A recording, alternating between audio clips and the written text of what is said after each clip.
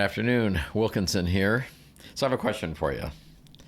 Were you ever walking in North Palm Springs on the west side of the street, but I think it's around 369 North Palm Canyon, where the old Azul restaurant was? The one with the swings out front, where you could like get sick while you're eating, that one? Okay, so on the sidewalk, we have all these stars of fame. Did you ever look down and you saw one that said Prince Fleet Easton? Well, guess what? The prince is here today. Say hi. Hello, everyone, and hello, Wilkinson. And thank you so much for asking me to be on your show today. Okay, well, that is an unusual name, so I don't even know where to start. Your biography was like 4 pages long, and usually I get one that's half a page. Well, that's my short bio. Okay, just tell a little about yourself, and don't do 4 pages of or 12 pages of bio, but give me a general idea so people know who you are. Okay, well, I was born in Akron, Ohio. I'm an Ohioan boy, and I started my show business career there at the age of 5. And I sang with a small orchestra there, and then just took it from there and did a lot of musical theater until New York called, and I moved to New York, and I was a ballet dancer for a while, and then I went into nightclubs, and from there I became a nightclub entertainer, and then I became an actor, and now I'm doing all this stuff in Hollywood. And podcasts and Palm Springs. And podcast. And I should mention my podcast show, 6 Degrees of Secrets, with myself and actress Allison McKay. So 5 years old, you're singing. Did you have a childhood? Did I? Yeah. Oh, yeah. I had a childhood. Well, I was also. People don't know. I usually don't share it. I was a competitive artistic skater for 10 years, and I was a national champion. And I was doing that at the same time as my ballet. And is that like through your teen years or what? That was throughout my teen years until I was 19, and then I moved over to ice, and I did ice for a year, and then I decided that show business was my full-time career. And you were still a teenager when you decided that? Well, I was 19, 20 years old. So then you went to New York, you said next? Yeah, I went to New York, yes. And I was very fortunate. When I was doing musical theater, they also were casting me as a dancer, not only with just roles, but a dancer. And I was very good at mimicking to where you would have thought I had had many, many years of training.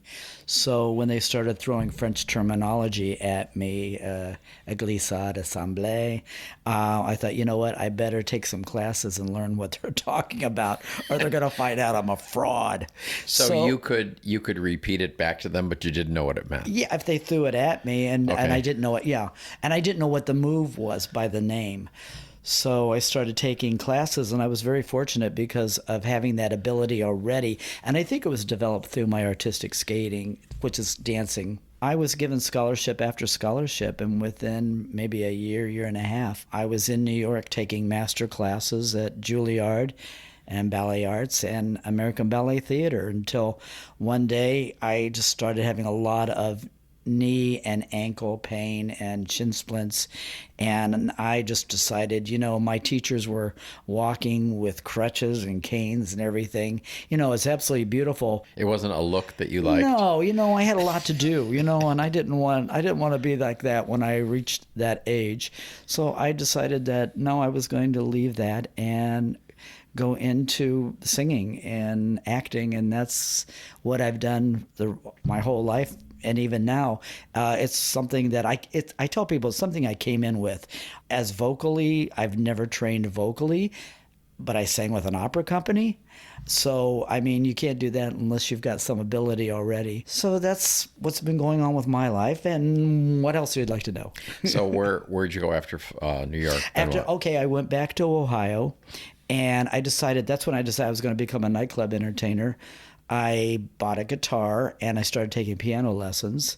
And about 6 months out, I started entering talent contests. And the first one, I tied for first, and they flipped a coin, and it went to the other person. But the second one, I went out. I told my mother that night that I was going to win this. Now, I have this also intuitiveness that I was born with, that I can kind of know things that are going to happen. So I told her, I said, I'm going to win this, and they're going to love me so much that they're going to hire me.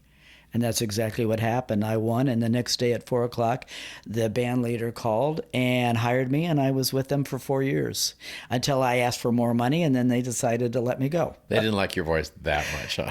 Well, I was packing the place, but they just didn't want to give me any more money, and I had to stand my ground, And I figured I needed a larger cut if I'm contributing and bringing all this money to you. So you stayed in Ohio then, or did you? I stayed. No, I stayed in Ohio. Then I started rehearsing for a cruise ship, and I was in rehearsals for 3 months. And one day I went to the rehearsal hall, and it was padlocked shut. And I tried to get a hold of my manager, and it took 3 weeks to get a hold of my manager, and when I finally reached him, he said, "Oh, Fleet, the wife found out that the husband was having an affair. She wiped out the bank accounts and padlocked the rehearsal hall." So here I am. It's like, okay, what do I do now? My parents, Wait a minute, was that on a cruise ship, did you say? This was in Cleveland, Ohio. Okay, no, that was in Ohio. We didn't get to the cruise ship. Okay. We didn't even get, it was shut down. So you never got there. I never got there. Okay, gotcha. I thought you were on the ship when they locked something down. No. Okay, Oh, that would be bad.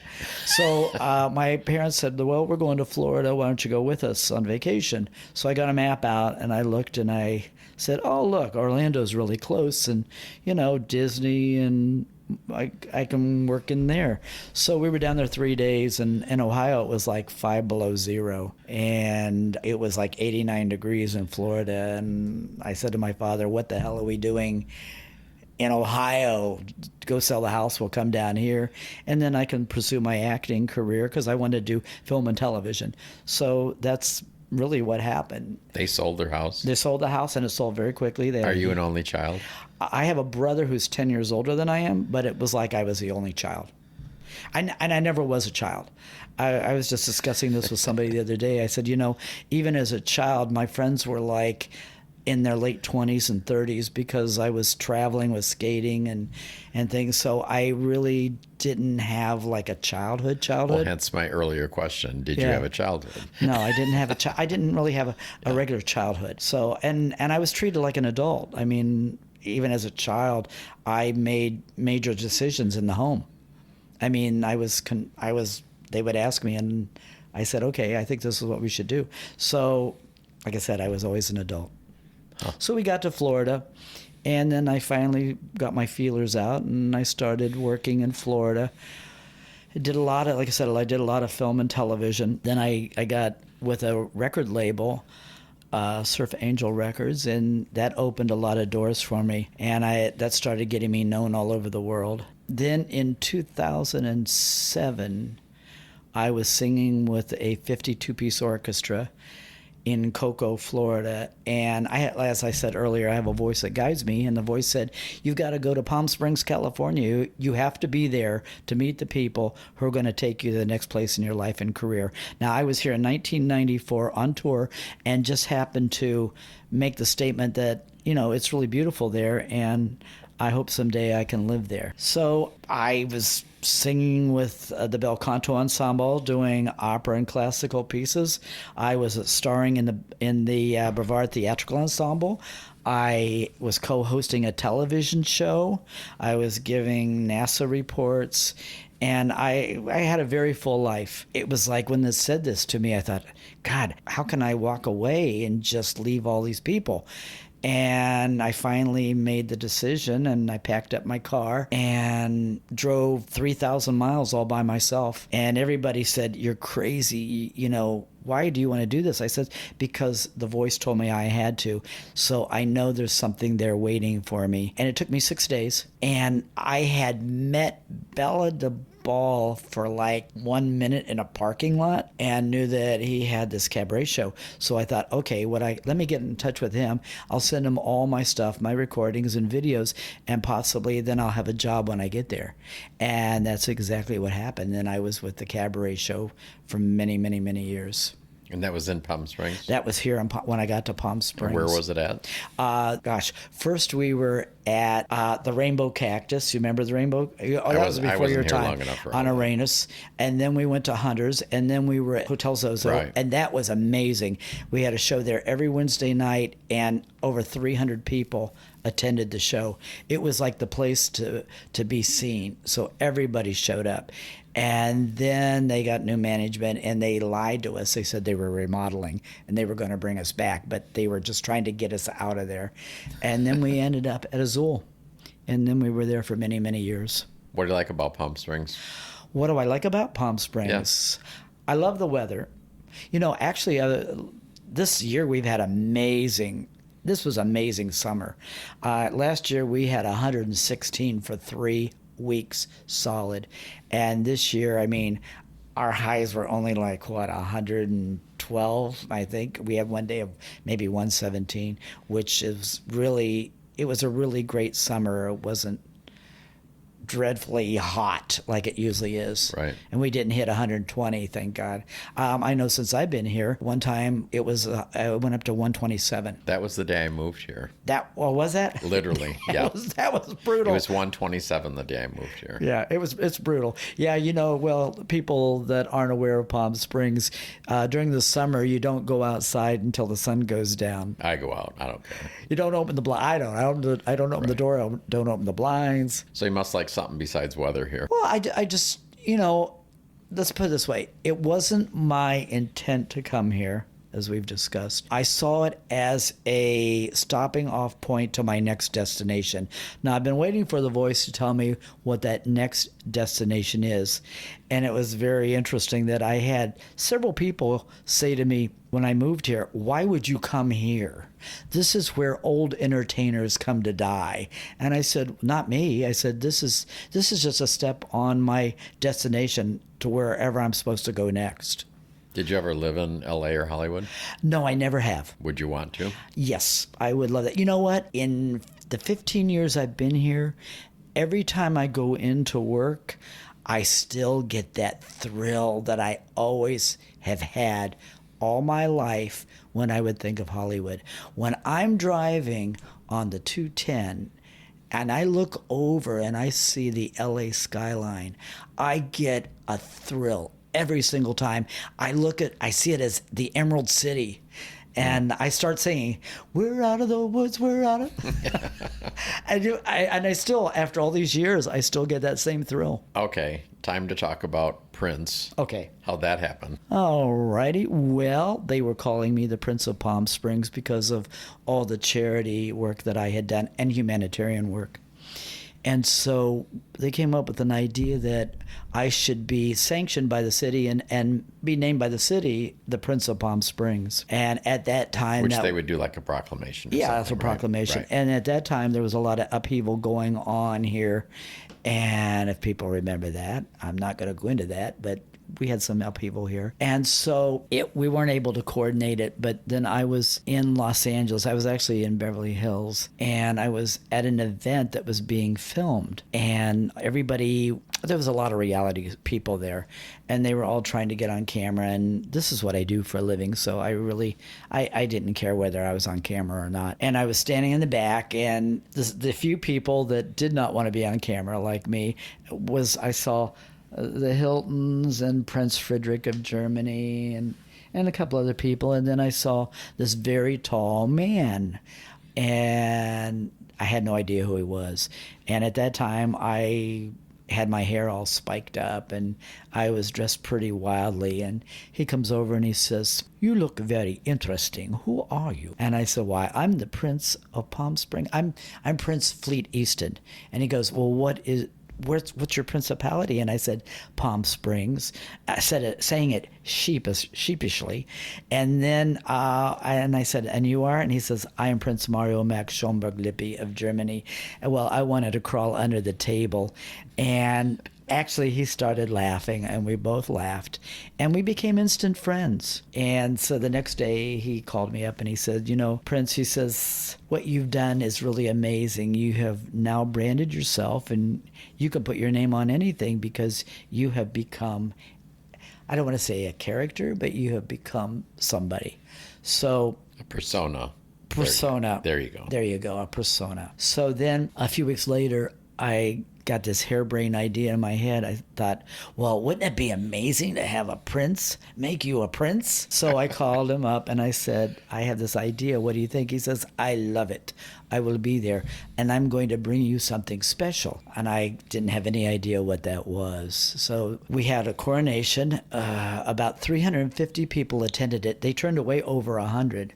And it was also on my birthday. And we had the coronation and the crown was placed on my head.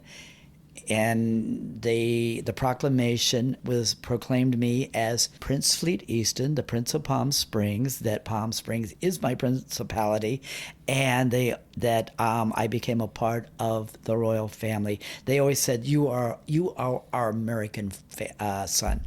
So then they handed me a proclamation that named me Legendary Entertainer of the World for 2016 by the royal families. And so I found out that Beyonce had been presented one of these, the child star Margaret O'Brien, and a few other. Only 5 people have been presented to that proclamation by the royal family. So then what? So then... That's my famous line. So then what? So then what? Well, then my star... It came about with my star. Of course, I don't know if people know the whole routine of getting a star. You have to submit and be approved by the whole board at that time. It's changed now. The Chamber of Commerce is running it. But now that's the Palm Springs one, the right? Palm Springs Star. And this has nothing to do with the one in Hollywood, right? Nothing. I'm working on... That's similar, right? That's my next one, yes. I'm working on that one. So you instigate the whole thing? Well, other people had suggested that you can't do it yourself. Right. It has to be done by other people. So I had fans that said, I think you deserve a star here for all the work and what you've contributed to the community. Right. So it was submitted. I had to create a book showing everything that I had done since I've been here. The board reviews it, and it has to be unanimous. If one person doesn't, then you will never get it. How many are on the board?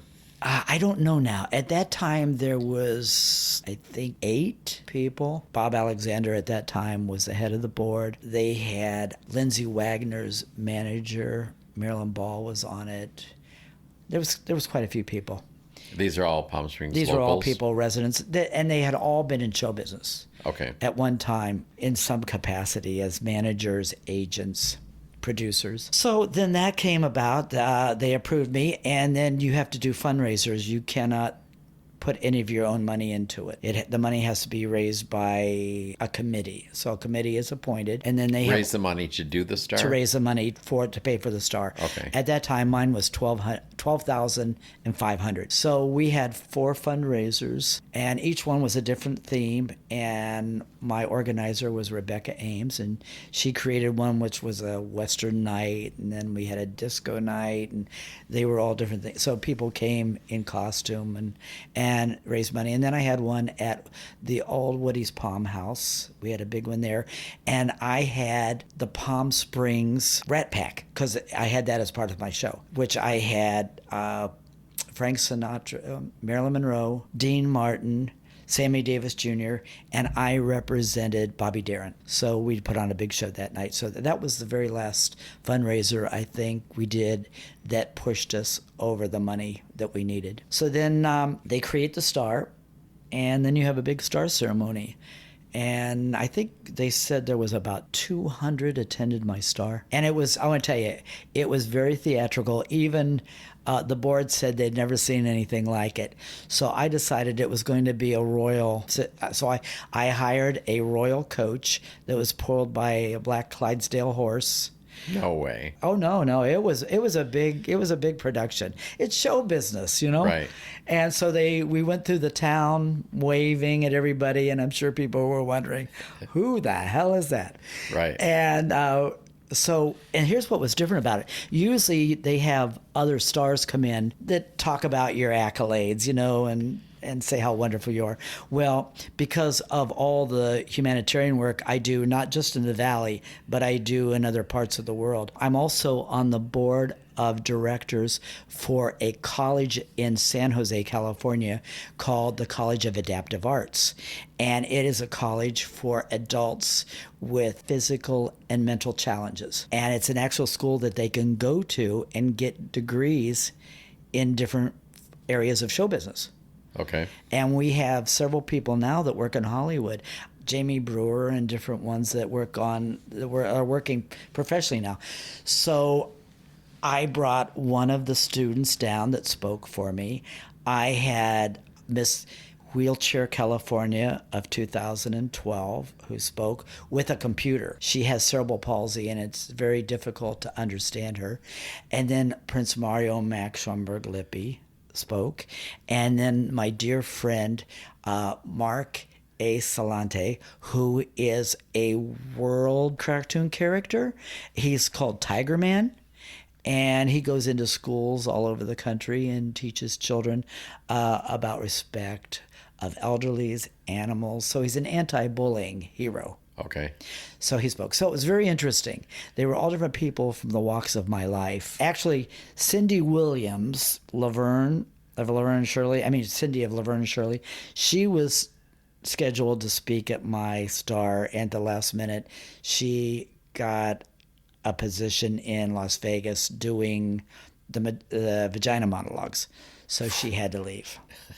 So I was a little disappointed because we had become very, very close, and she said I was like the brother she never had. So that transpired, and I'm very honored because I'm right by Carol Channing, who was a dear friend of mine, and I'm right there. I'm with Ross Matthews. We're all together in a little group. Jane Wyman, Bella DeBall, Bijou. I'm actually right next to Andrew Niedermeyer, who wrote the whole book series of Toys in the Attic. We're right next to each other. So the owners at that time were Paris and George. And they had asked me if I would put the Star right there in the front when you enter, since I'd been there so long. And so I agreed. So that's of the restaurant.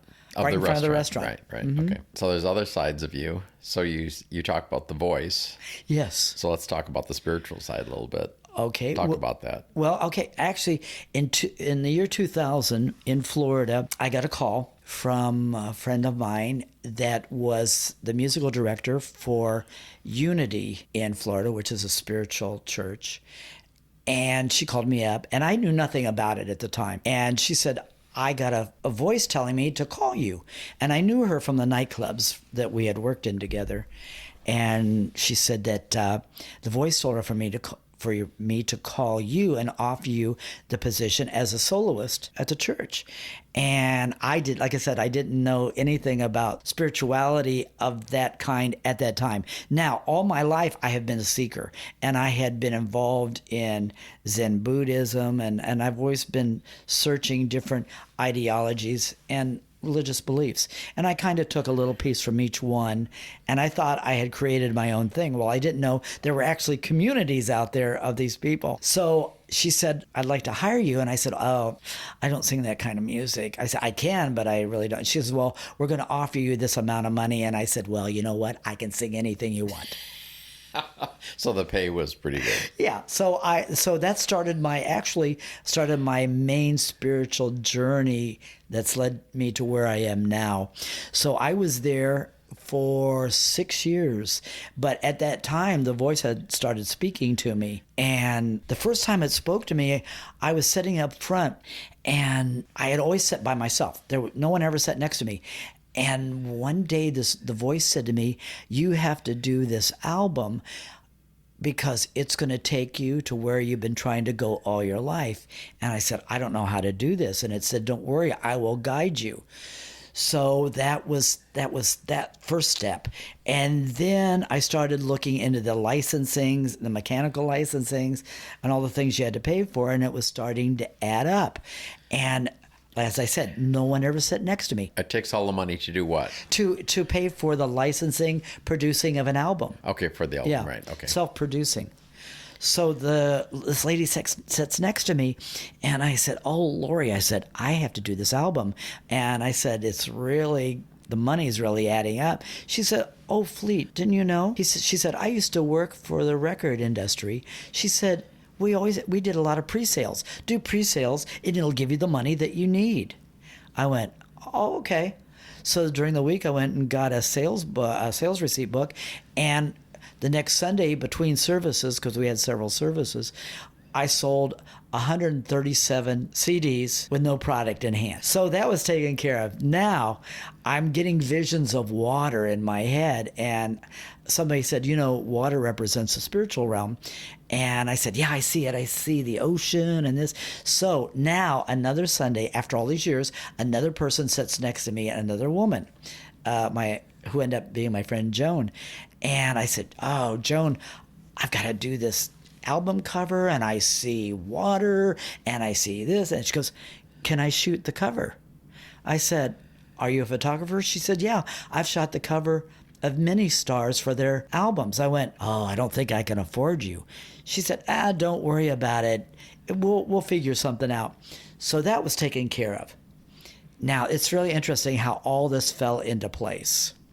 So now I'm going into the studio, and I remember this man who was a friend of my management. And I thought, okay, how do I get him to help me record this album without telling my management what I'm doing, because they will try to control it. And I have to do what the voice is saying. So I called him up, and he got the message, and he understood. And I said, "Well, how much do you charge?" He says, $50 an hour. I said, "Well, that's good. We'll do a piece at a time.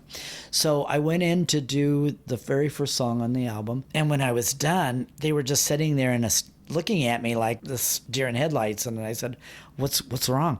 They said, "Oh my God, the hair is standing up on the back of our necks, that there is something here." I went, oh, that's good.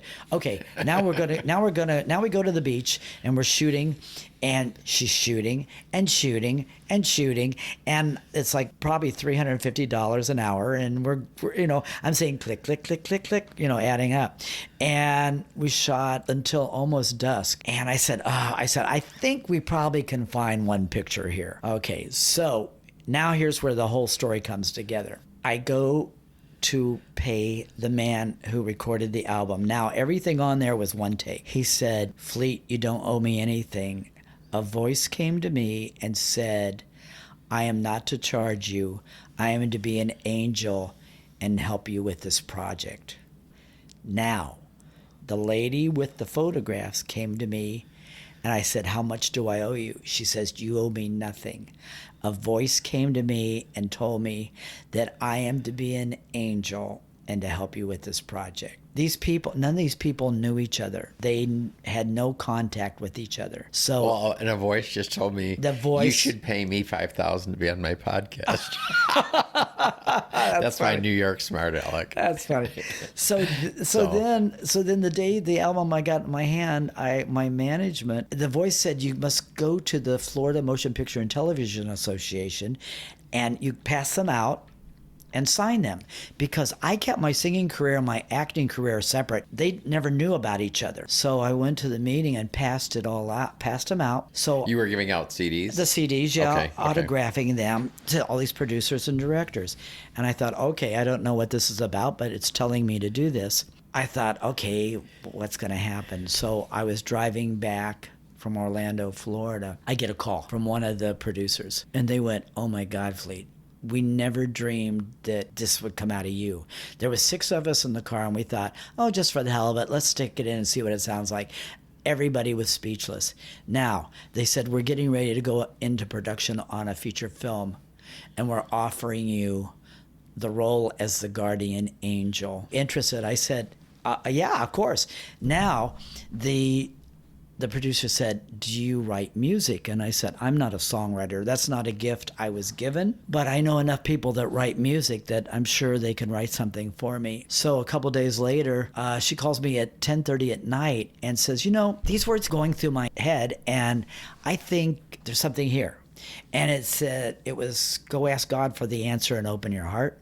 So I wrote it down, and I'm sitting there staring at it and staring at it and staring at it. And within 5 minutes, I wrote the title song for the film. And it was Go Ask God for the Answer and Open Your Heart. It was all meant to be. So they used that? Yeah, it was all divinely guided. And then she said, someday I'm going to write a big feature film that's going to be based on this song. And she did. And it came out in 2016. And it was called Ask God. And it was all about a drug addict. And in the end, they have me singing the song in the film. So, like I said, that's how my life has been guided. So when I got here, I tried to get involved with Unity here, and it just wasn't working out. So about 6 months later, a woman that I had met, one of the Canadian snowbirds, she called me up from Canada, and she said, I know you really wanted to be involved with Unity, but there is a spiritual center at the Camelot Theater, and I think that's where you belong. I said, well, I never heard of it, but I'll check it out. So I waited a couple of weeks, and I went, and I'm a front row seater. I'm not a back row seater. So I sat right up front, right in front of the soloist. And after the service, the soloist came up to me and said, are you a professional singer? I said, why, yes, I am. He said, do you have a demo? I said, why, yes, I do. I just happened to be carrying it with me. You actually had one with you? Yeah. At church? Yeah. Oh, I carry I carry stuff. You never know where opportunities are going to arise. So he took it, and that was on a Sunday. The next day, I get a call, and they hired me. See, here's the thing. Here's the kicker of it. Little did I know that he had taken a job in New York and was leaving the next week, and they had nobody to replace, and they had been putting it out. And for people that know about manifesting, they had been manifesting that someone was going to show up to take his place. Right. And I showed up at the last moment, and I was there for 15 years with Dr. Sharon Stroud until she just passed recently. And during that time, I took all the courses and I became an ordained minister. And now it's been taken over by Dr. Reverend Damien Calmet, and I'm still with the church and I'm working with him. Are you still singing there? I sing there. We do a live service right now. We do one live service a month. Still, because of everything that's going on. We're at the Leisure Center on Sunday mornings at 10 o'clock. And then during the week and the other Sundays, it's all an online service. So what's on the agenda now? Well, going back, also being guided by the voices. My acting career and music career has just taken off tremendously. Right now, they just premiered one of the films I was in. It premiered last week in Los Angeles called Team of Two. And I play Detective Johnson. And I was really excited because people get to see me in a role that they would never expect. I'm a song and dance guy. That's how they see me. I mean, I'm known for hanging from chandeliers and dancing on tables. That's my shtick. So I had this opportunity to play a kind of a serious role. And I got to work with Mark Singer, the Beastmaster, Lorenzo Lamas, and Eric Roberts, Julia Roberts' brother. And it was an absolutely wonderful experience. I also, another movie that's coming out is #Blessed, which is a Christmas movie, and I sing in the soundtrack of the film. And also I do a cameo. I play an MC in that film. Now, the next thing that's coming up, I just was cast in a new international film called The Lost Ship, and it goes into production in November, and it's being filmed on 5 different continents. So I'm very excited, and I'm learning German. Right now I'm taking German lessons. I'm going to be singing in German, which is going to be, I've never done. This is a real challenge role for me. Are you supposed to be a German? Yes, it takes place in 1942, right after Hitler's. People do not know that Hitler was also a songwriter. He wrote music, and he was an artist. If you Google up his paintings, people would be very shocked to see the artistic side of this man that was a madman. I did not know that part of him. So the director actually wrote this role for me. The film had already been written, and he met me and he said, I want you in this film. You look the part. You look very Russian, blonde, high cheekbones. So that's how that all came about. And here's what's very interesting, and I tell people that in my career, I have never really pursued things. They just show up, they just come to me. So since March, it's been amazing because I was named one of 100 most inspirational people of the world. And that was just mind-blowing. And that came out of England. And then a couple months ago, I was honored by the Mahatma Gandhi Foundation and University in India. I was given a humanitarian award, which just was amazing. Congratulations. Thank you. All right. You sound like a busy guy. Well, you know what? I just do what I do. And, when you love what you do, you're not busy and it's not work. It's fun. And I think sometimes, it's amazing. I get paid to do what I love to play to do. That's the way to do it. I'm very grateful, and I came in with this, and I knew it when I was a little child what I was going to do. I just didn't know how I was going to get there. But I always knew somewhere that it was going to happen in my life. Well, that could be the answer to my question, but I usually ask, is there anything you want to say to my listeners? Any advice? Any thoughts? Well, all of us, I'm just not the only one that has that intuition. We all have that ability. If we learn to be silent and listen, it always guides us to what we're supposed to do and where we're supposed to go. What happens, a lot of people don't listen and they don't hear it, and they make a lot of mistakes in their lives, So just be quiet, go within, listen, and be amazing. We all have something wonderful to offer in this world. All right, Prince, thanks for coming in. Well, thank you so Appreciate much. it. Thank you so much. And it's been an honor and a privilege to be here today. And everyone out there, have a beautiful, blessed day.